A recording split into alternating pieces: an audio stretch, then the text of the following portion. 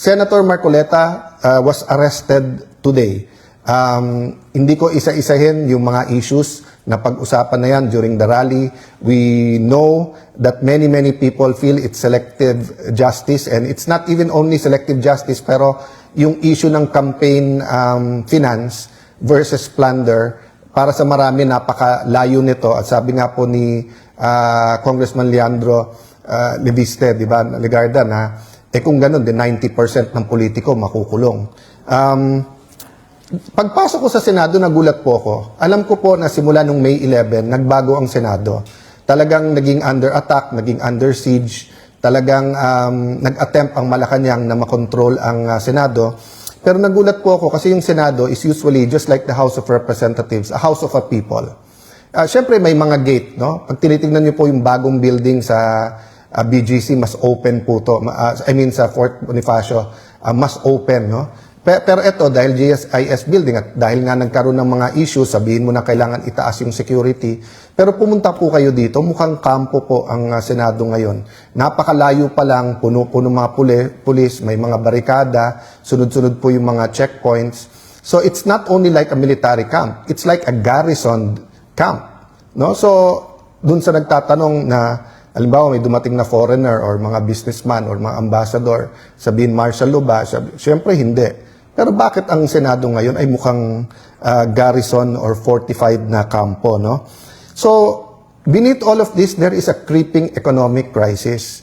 Marami sa malilit natin mga negosyo ay may problema. So, on one hand, maganda na tinaas yung sahod, and I'm in favor naman na taas yung sahod. But yung per industry at per business, iba-iba kalagayan. So, maraming small businesses, halimbawa ngayon, 20-30% ang niliit ng kita, endangered na masara. So tumaas nga sweldo, nagsara naman. And dahil ang focus ng gobyerno ay nasa impeachment, wala dun sa anti-corruption, wala dun sa ekonomiya, mukhang creeping na palaki itong economic crisis na wag naman sana. In the meantime, may padating na super bagyo. In the meantime, mayroon na strong or super El Nino. In the meantime, alam natin bagyuhin tayo, nag-alboruto yung iba natin mga bulkan. So, we have to read the season. So, guys, ang sasabihin ko lang, common sense, in prayer, in knowledge, read between the lines sa pag-aresto kay Senator Marcoleta. Iilan na lang po kami dito. So, paano po nangyari na sa dami ng lumalaban, ang parati pong may kasalanan parate, yung lumaban o yung gustong lumabas yung totoo, no? So, I would dare say there's also a crisis of confidence. A crisis of confidence is not only in the administration but in all politicians. Anong problema nito? Ang makikinabang lang po dito yung extreme left at yung extreme right, or yung komunista at yung pasista. Kasi sila po yung mga lumalaban na mali ang buong sistema at sila po ang mga kalaban ng democracy. So, regardless of our politics, we have to fight for democracy, for our democratic rights. And democratic rights, may freedom po talaga yan to speak out. May freedom po talaga yan na labanan ang corruption. Ang problema, pag nagagamit na yung mga legal institutions at system, humihina po tayo. I'm comforted by the verse I read this morning that the light shines on the darkness and the darkness has not overcome it.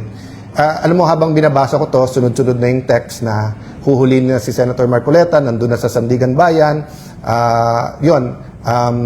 dadalhin na sa Payatas and everything. And we're all human eh. So parang nakakawala ng pag-asa, di ba? Yung parang magsa-start ka ng impeachment, iilan na lang kaming abogado dito sa Senado, narinig na natin na pabababain nila yung numero para imbis na 16 to convict, maging 14 o 13. So let's see kung may argument pa yan o wala. Tapos biglang isa na namang kasama mo. And then meron pong mga nagpapalutang, may 2, 3 pa. So makikita nyo mga kababayan, I don't need to keep explaining that. Common sense and read between the lines na lang po tayo. This is our democracy.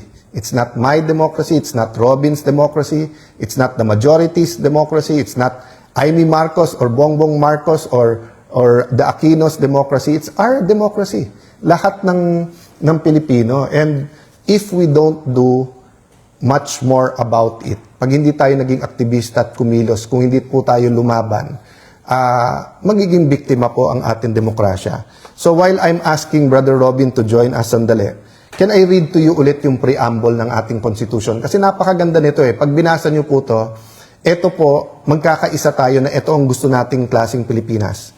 We, the sovereign Filipino people, imploring the aid of Almighty God in order to build a just and humane society and establish a government that shall embody our ideals and aspirations, promote the common good, conserve and develop our patrimony, and secure to ourselves, our posterity, the blessings of independence and democracy.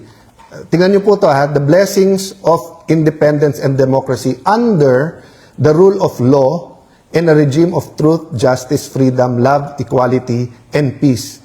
Do ordain and promulgate this Constitution. So yun po ang pakiusap ko ngayong hapon na to. Paglaban natin ang konstitusyon ng ating bansa. Paglaban po natin katotohanan, labanan natin yung corruption. Let's not fight each other. Let's fight corruption. Let's debate kung ano yung tama sa konstitusyon, but let's fight for the Constitution.